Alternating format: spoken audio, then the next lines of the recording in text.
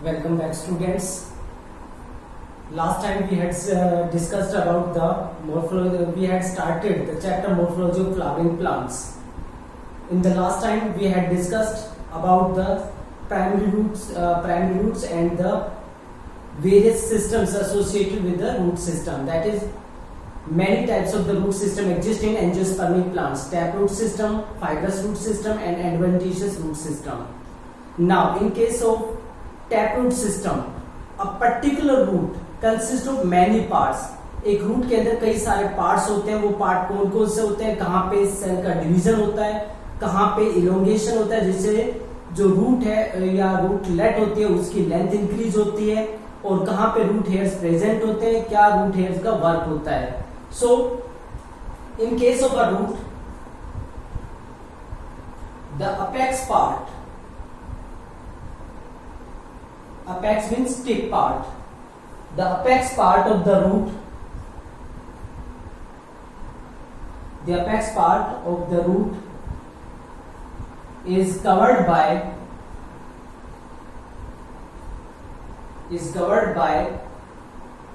a thimble like structure.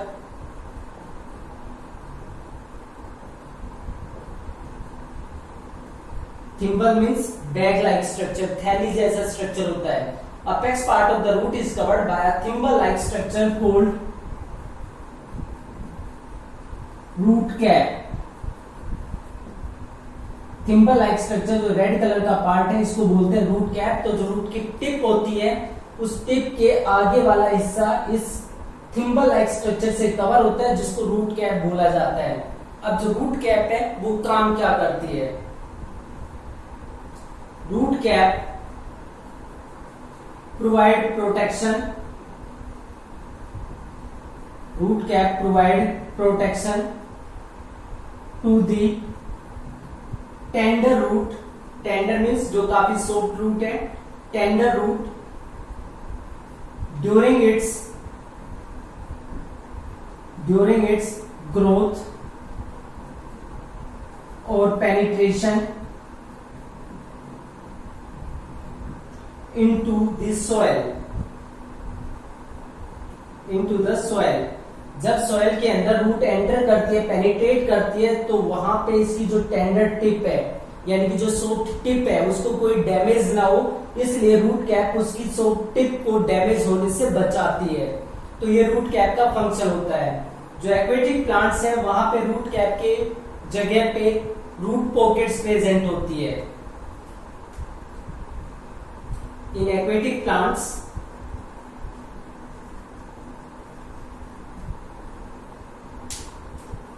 root pockets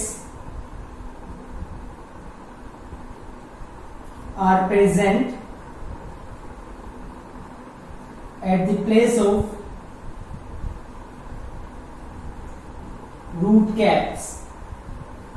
root cap की बजाय root pockets present होते हैं in case of aquatic plants. Aquatic plants में root cap present होते हैं.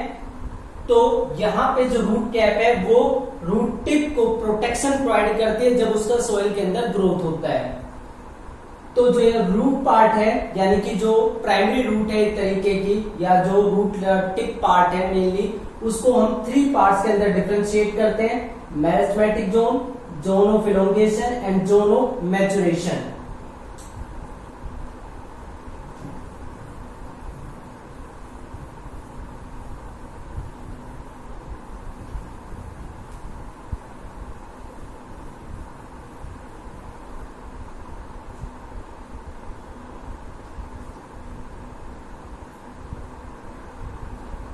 A typical root is differentiated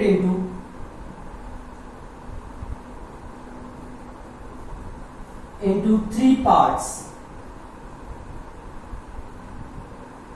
एक जो टिपिकल रूट है उसको 3 पार्ट्स के अंदर डिफरेंशिएट किया जाता है. वो 3 पार्ट कौन से हैं? First is region of meristematic activity, region of meristematic activity. Second, region of elongation,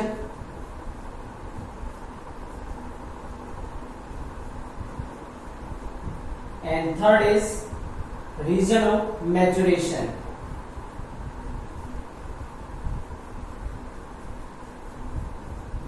These are the three regions in which a particular root is differentiated: meristematic zone, zone of elongation, and zone of maturation. So first of all, region of meristematic activity.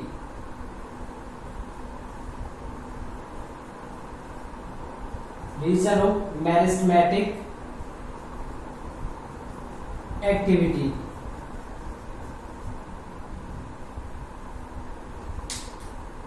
It is the tip part.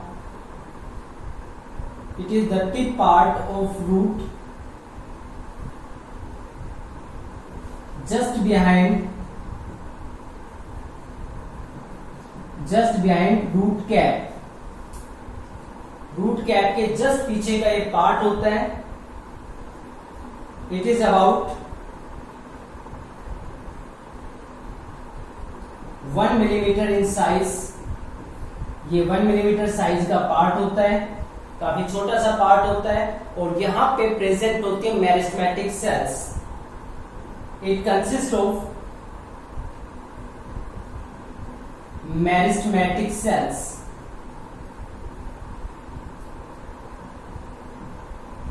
जो meristematic cells होती हैं, these have the power of division. ये divide कर सकती हैं.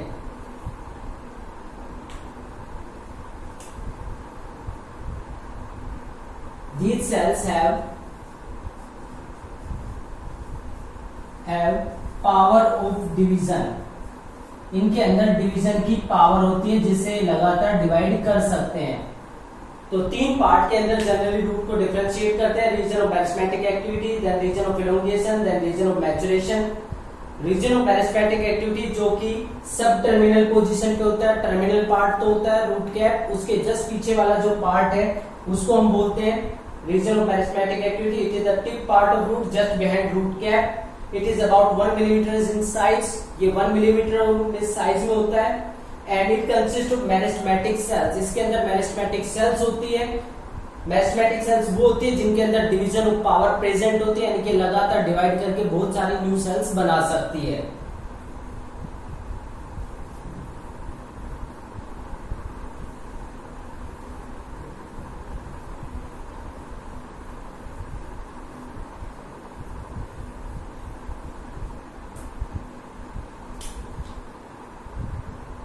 Now characteristics of cells of meristematic zone.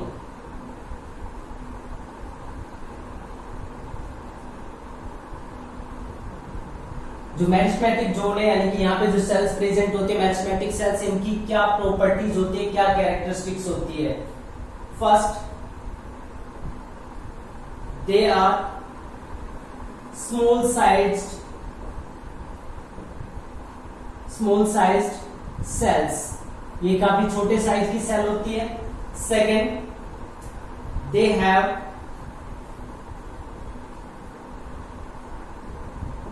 Thin cell wall. इनकी cell wall काफी thin होती है, सेलुलोज की बनी होती है. And third, they have dense cytoplasm. इनका साइटोप्लाज्म काफी डेंस होता है, काफी गाढ़ा होता है.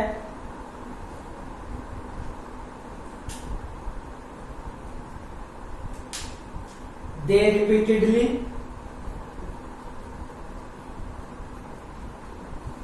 Divide to form large number of cells. ये लगातार डिवाइड करते हैं, बहुत सारी सेल्स बना देते हैं. तो लार्ज नंबर ऑफ सेल्स को ऐड करना इनका मेन फंक्शन होता है. अब उसके बाद बात करते हैं सेकेंड पार्ट की, region of elongation. B part, region of elongation.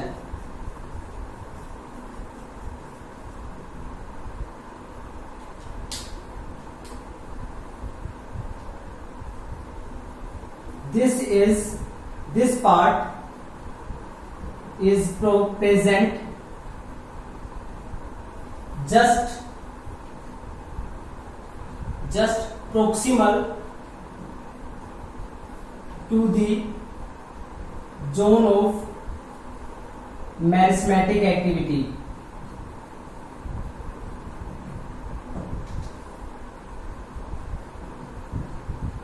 Zone of meristematic activity, ये मैरिस्मेटिक जोन है, इसके प्रोक्सिमल पार्ट मतलब जस्ट इसके पीछे का जो पार्ट होता है ये सारा होता है region of elongation.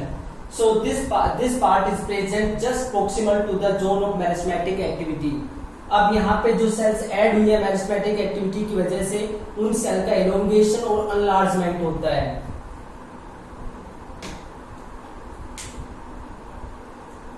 Here cells undergo elongation and enlargement.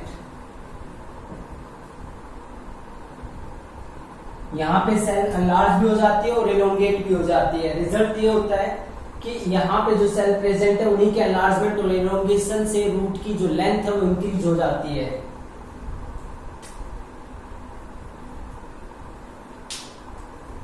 As a result, length of the root increases. तो जो रीजन ऑफ इलोंगेशन है ये रूट की लेंथ को इंक्रीज करने के लिए रेस्पॉन्सिबल होता है. तो ये प्रोक्सिमल पार्ट होता है, मैरिस्मेटिक जो एक्टिविटी है उसके जस्ट पीछे का पार्ट होता है. और यहाँ पे जो सेल्स होती हैं वो इलोंगेट हो जाती हैं, एनलार्ज हो जाती हैं. उन्हीं के एनलार्जमेंट और इलोंगेशन से रूट की जो लेंथ है वो इंक्रीज हो जाती है. इसलिए रूट की लेंथ के इंक्रीज होने के लिए रीजन ऑफ इलोंगेशन रेस्पॉन्सिबल होता है.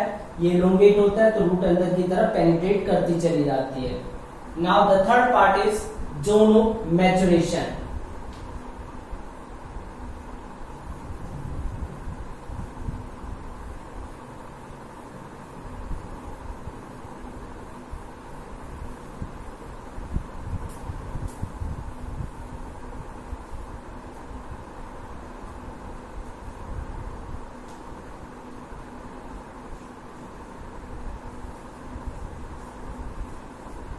Region of maturation.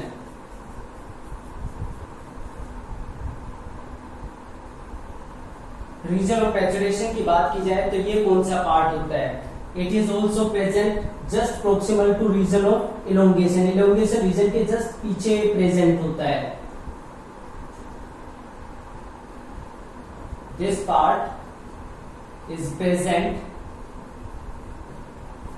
Just proximal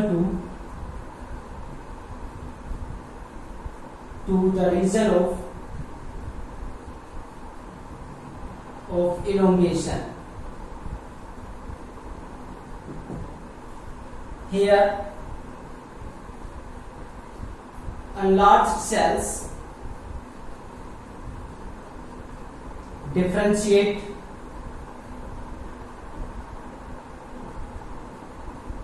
or modify to form different types of structures.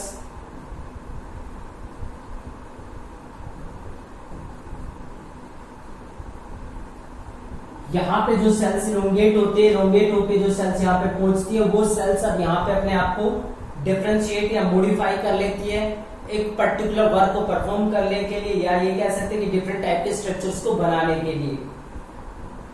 For example epidermal cells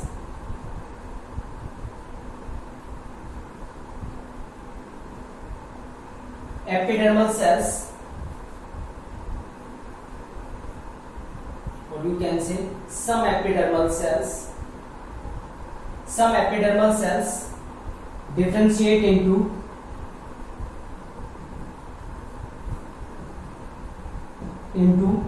epiblema cell. Differentiate into epiblema cells which develop into fine root hairs। जो ये वाले part है सारे root hairs हैं और ये जिन cell से बने हैं उनको एपिब्लेमा सेल्स बोलते हैं, यानी कि जो बाहर की कवरिंग होती है सेल की, उन्हीं में से कुछ सेल अपने आप को इलोंगेट कर लेते हैं और उनके इलोंगेशन से बनते हैं रूट हेयर्स। तो जो ये एपिडर्मल सेल्स है, कुछ एपिडर्मल सेल्स अपने आप को एपिब्लेमा में चेंज कर लेती है और वो एपिब्लेमा सेल्स रूट हेयर्स बनाती है। जो रूट हेयर्स होते हैं वो यूनिसेल्युलर स्ट्रक्चर होते हैं। रूट हेयर्स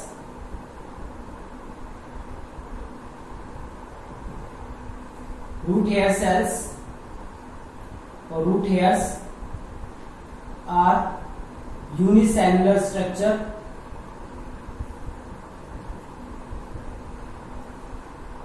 ये यूनिसेल्युलर स्ट्रक्चर्स होते हैं and these are meant for absorption of water and minerals. ये वाटर और मिनरल के अब्जॉर्प्शन के लिए रेस्पॉन्सिबल होते हैं, responsible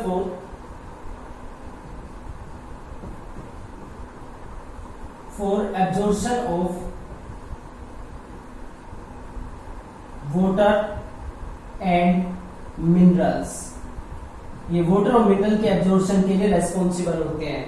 so that is all about the zone of maturation. तो ये पार्ट रीजन ऑफ इलोंगेशन के प्रोक्सिमल यानी कि पीछे की साइड में प्रेजेंट होता है। यहाँ पे जो लार्ज सेल्स है वो अपने आप को डिफरेंशिएट या मॉडिफाई कर लेते हैं डिफरेंट टाइप के स्ट्रक्चर्स में डिफरेंट फंक्शंस करने के लिए।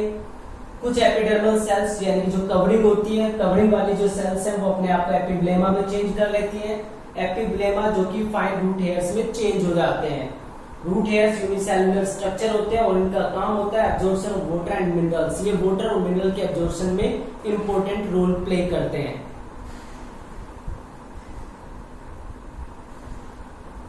The next topic is modification of roots। जो रूट्स है उसके मॉडिफिकेशन का मतलब क्या होता है? When roots change their shape and structure,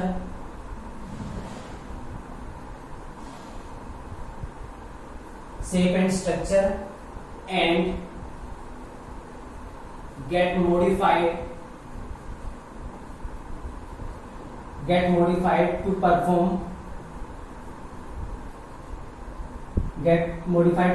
functions other than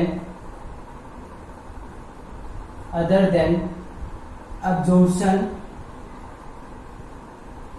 and conduction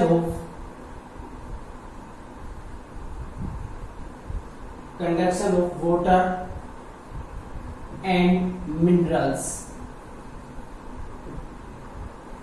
then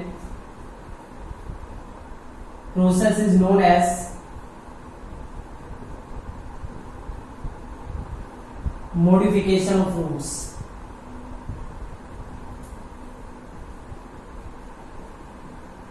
Modification of roots, and roots are known as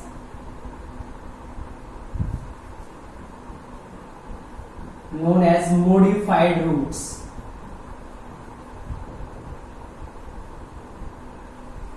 जब रूट्स अपने शेप स्ट्रक्चर इनको चेंज कर लेते हैं, when roots change their shape and structure and get modified और अपने आप को मॉडिफाई कर लेते हैं to perform functions other than absorption and conduction of water and minerals। Root का जो प्राइमरी फंक्शन है वो वाटर और मिनरल को अब्जॉर्ब करके कंडक्ट करना होता है, प्लांट के एरियल पार्ट तक शिफ्ट करना होता है।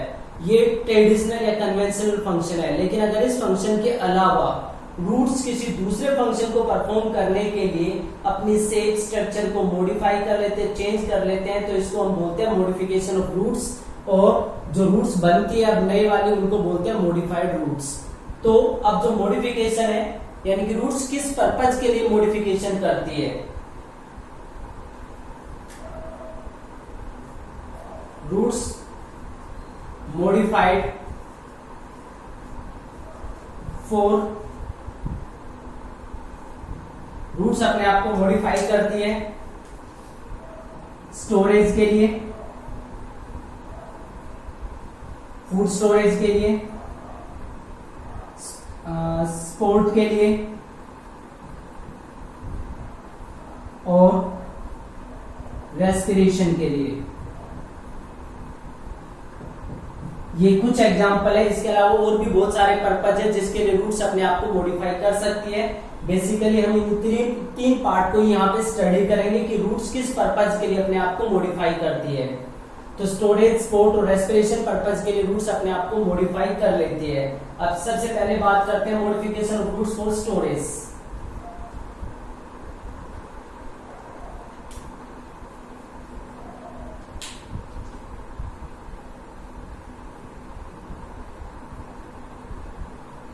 Modification of roots for storage.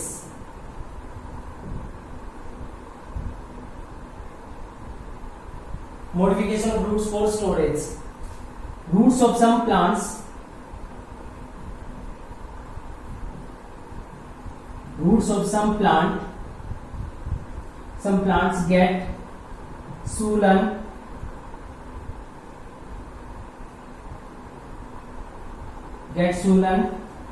due to storage of food material. Due to storage of food material. Food material को स्टोर करने के लिए वो स्वेलअप हो जाती है, इसी को हम स्टोरेज ऑफ रूट्स बोलते हैं। यानी मॉडिफिकेशन हो गया यहाँ पे रूट्स का कि वो वाटर और मिनरल को कंडक्ट करने की बजाय अब यहाँ पे फूड को स्टोर करने का काम करती है। जैसे अब हम स्टडी कर चुके हैं कि जो रूट है उसमें तीन तरह के सिस्टम बनते हैं, tap root system, adventitious root system और फाइब्रस रूट सिस्टम। तो यहाँ पे अलग अलग तरह की जो रूट्स हैं वो अपने आप को स्वेलअप कर लेती हैं। फॉर एग्जांपल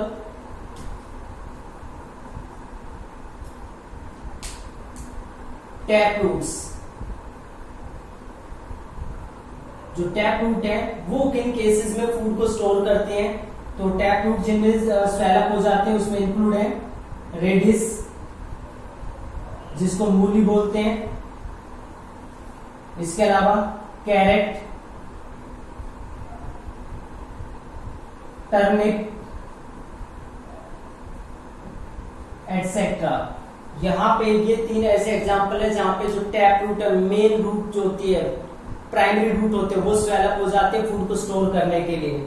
रेडिस की बात करें तो रेडिस में जो रूट होती है वो फिलीफॉर्म बन जाती है या स्पॉन्जी फॉर्म या स्पिंडल शेप भी बोल सकते हैं, स्पिंडल शेप।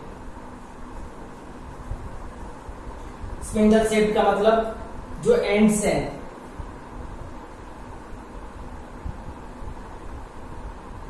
इस तरह